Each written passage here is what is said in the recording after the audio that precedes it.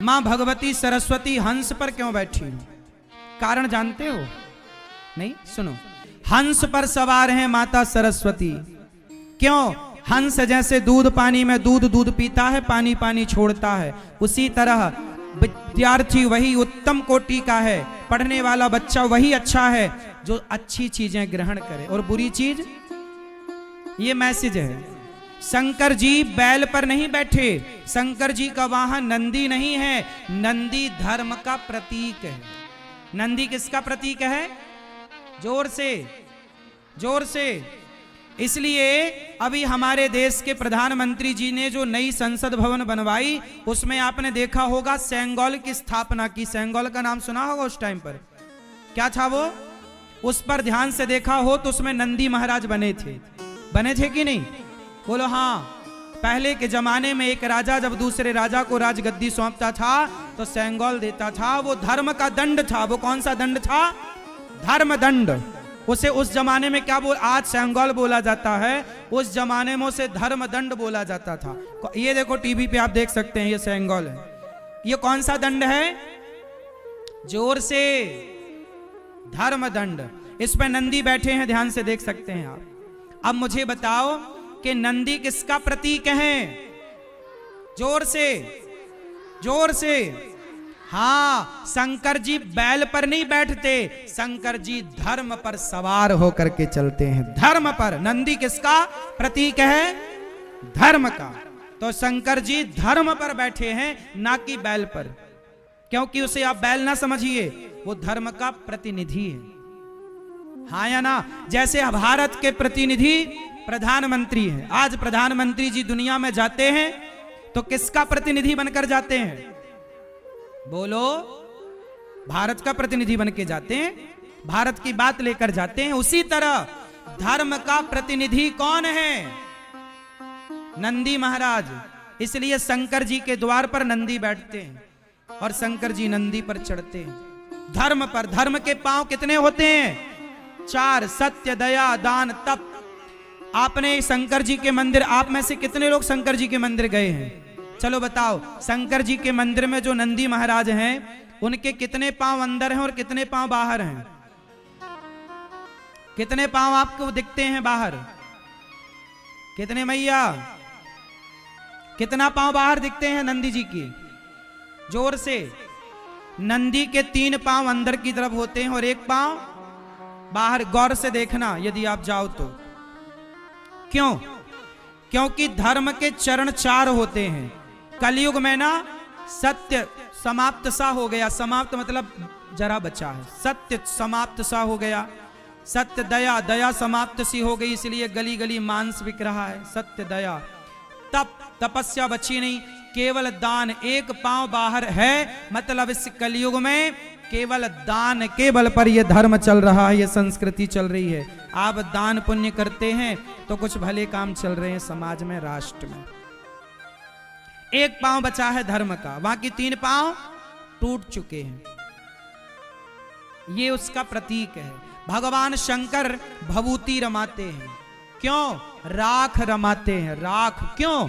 शंकर जी कहते हैं कि भाई देखो, आप कितना भी क्रीम पाउडर लगा लो, कितना भी अपना घमंड में चल लो, लेकिन बनना तो एक दिन, बोलो, बनना तो एक दिन। अच्छा, आप में से कितने लोग एक दिन राख बन जाएंगे? सब? अच्छा ये बताओ, तो शंकर जी बोले बाद में बनेंगे, हम पहले ही लगा के चले। राख लेके चलते हैं शंकर जी। क्यों? आप भी जरा एक पुड़िया में राख रख लिया करो और देखते रहा करो कि एक दिन राख बनना है। घमंड किस बात का करें जब राख बनना है तो। शंकर जी ये राख लगाकर समाज को मैसेज दे रहे हैं, दुनिया वालों किस घमंड में जी रहे हो? ये राख देख रहे हो हमारे ऊपर? राख बन जाओगे। मेरे भाई, मैं घमंड नहीं करता, मुझे पता है मुझे एक दिन राख बनना है। हाँ या ना? तो शंकर जी की राख ये मैसेज दे रही है कि कभी आपको अभिमान। जोर से। लेकिन आजकल लोग राख लेके भी अभिमान में चलते हैं। बड़ी विडंबना है। शंकर जी के सिर पर गंगा है। का है? काहे है? शंकर जी के सिर पर क्या है? क्यों?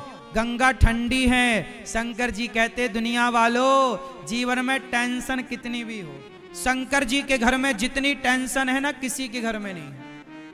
देखो ना, शंकर जी के बेटा गणेश जी का वाहन चूहा, सांप नीचे जा रहा था, चूहा चिल्लाया भोलेनाथ पकड़ो। काहे पकड़े? अरे वो नीचे आया तो हम ऊपर चले जाएंगे। पूरे परिवार में शंकर जी के एक दूसरे के दुश्मन लोग रहते हैं, विपरीत लोग।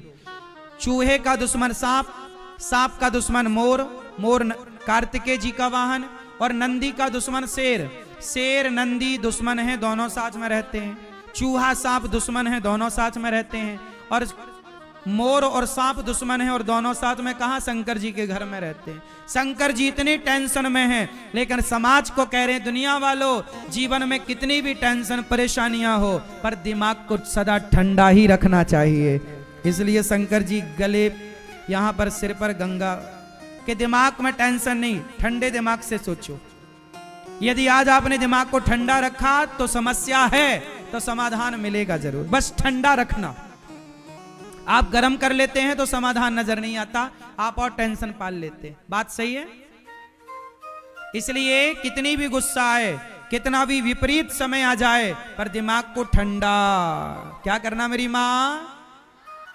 क्या करना? चलो और सुनो। तो शंकर जी इतनी सारी बातें सिखा रहे हैं। सीखा कुछ आप लोग तो कितने लोग आज से टेंशन फ्री रहेंगे, ठंडा रखेंगे, कोई बात नहीं, अभिमान नहीं करेंगे, भभूति भस्मी देख के रहो। आगे चलो। गणेश जी का वाहन चूहा काहे है? पीली मैया आप बताओ, गणेश जी चूहे पर काहे बैठे हैं मेरी मां? हाँ बोलो। गणेश जी चूहे पर नहीं बैठे, चूहा तर्क का प्रतीक है। चूहा किसका प्रतीक है? बोलो। तर्क का। और गणेश जी बुद्धि के देवता हैं। बुद्धि कहां बैठती है? तर्क पर। बुद्धि कहां किस पर सवार होती है? बोलो। तर्क पर सवार होती है। बुद्धि किस पर सवार होती है? हां, गणेश जी चूहे पर बैठने के पीछे का संदेश दे रहे हैं कि बुद्धिमान वही है जिसके अंदर तर्क है। तर्क समझते हो ना? भगवान है तो दिखाई क्यों नहीं पड़ते, ये तर्क है।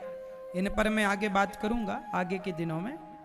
तो तर्क पर शंकर गणेश जी का चूहा, गणेश जी बुद्धिमान हैं और गणेश जी किस पर सवार हैं? तर्क। तर्क क्या है? एक बच्चा वो होता है जो मास्टर जी से बहुत सारे प्रश्न करता है।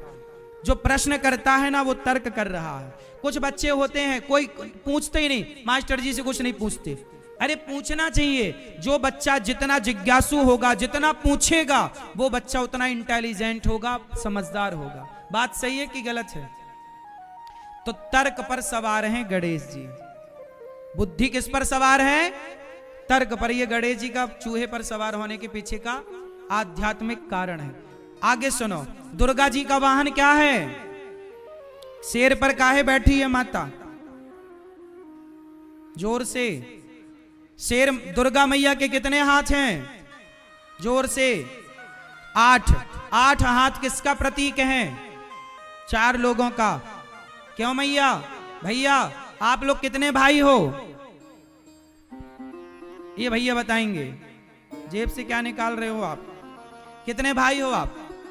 1 भाई। पीछे वाली भैया आप कितने भाई हो? 3 भाई। ये भैया कितने भाई? सफेद शर्ट वाले 3 भैया। बगल वाले आप कितने भाई हो? ये मूंछों वाले 1। मैया आप लोग कितने भाई हो? कितने भाई आपके? 2 3 1। और आप बताओ कितने कितने भाई? 4।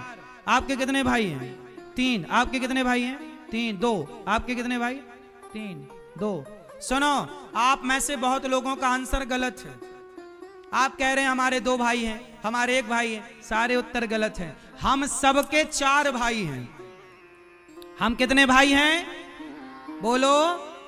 हम 4 भाई हैं। ब्राह्मण, क्षत्रिय, वैश्य और शूद्र। हम चारों भाई हैं, यदि हम चारों संगठित रहने लग जाएं तो हमारे हाथ हो जाएंगे 8, और यदि संगठित रह गए, संगठित हो गए तो जंगल के राजा शेर को भी अपना गुलाम बना सकते हो। तुम्हें कोई गुलाम कभी नहीं बना सकता। तुम आपस में लड़ गए, तुम बिखर गए, इसलिए अंग्रेजों ने, मुगलों ने तुम्हें गुलाम बनाया, वरना क्या मजाल थी किसी की कि तुम्हारे देश की तरफ आंख उठाकर।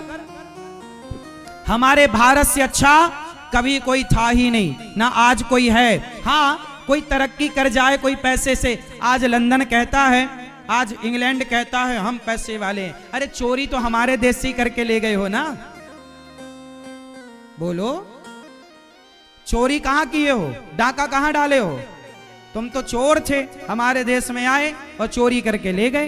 तुम्हारे यहां तो कुछ नहीं था, कुछ होता तो हमारे देश में चोरी करने काहे आते? तो ये तो चोर लोग हैं।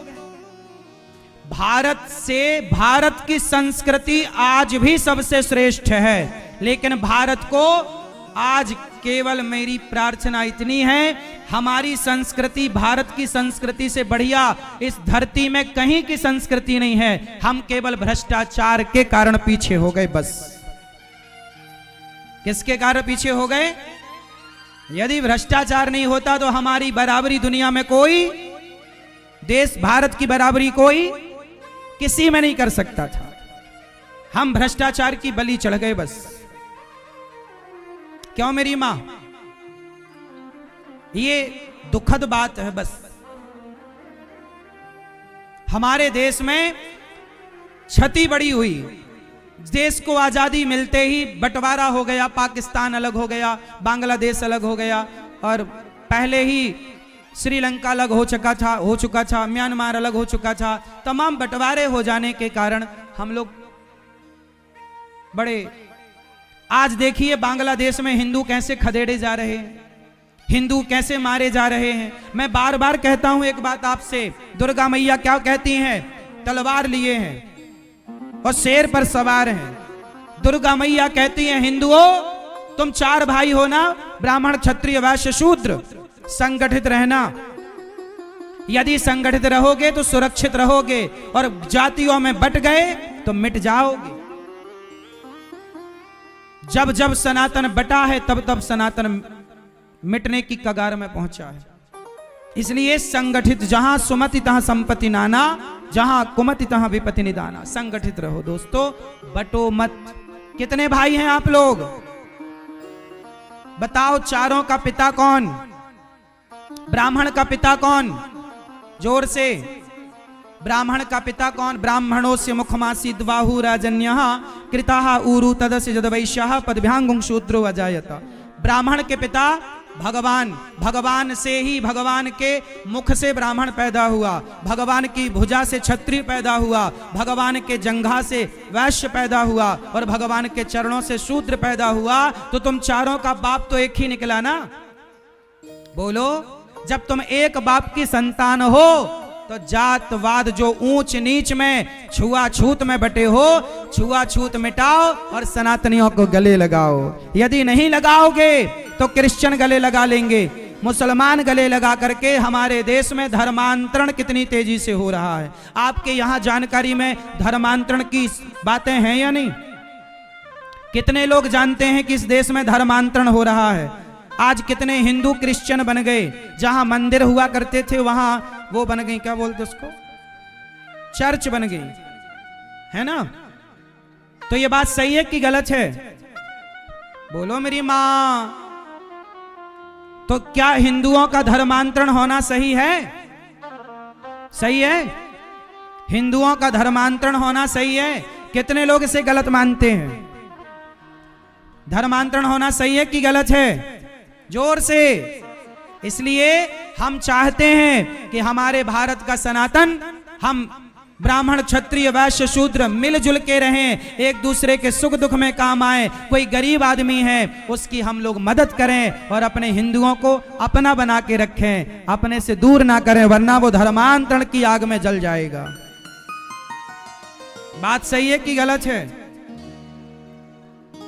तो दुर्गा मां 4-8 हाथ से ये कहती हैं कि तुम क्या रहो मेरी मां। जोर से, जोर से संगठित रहो। तो शंकर जी ये मैसेज दे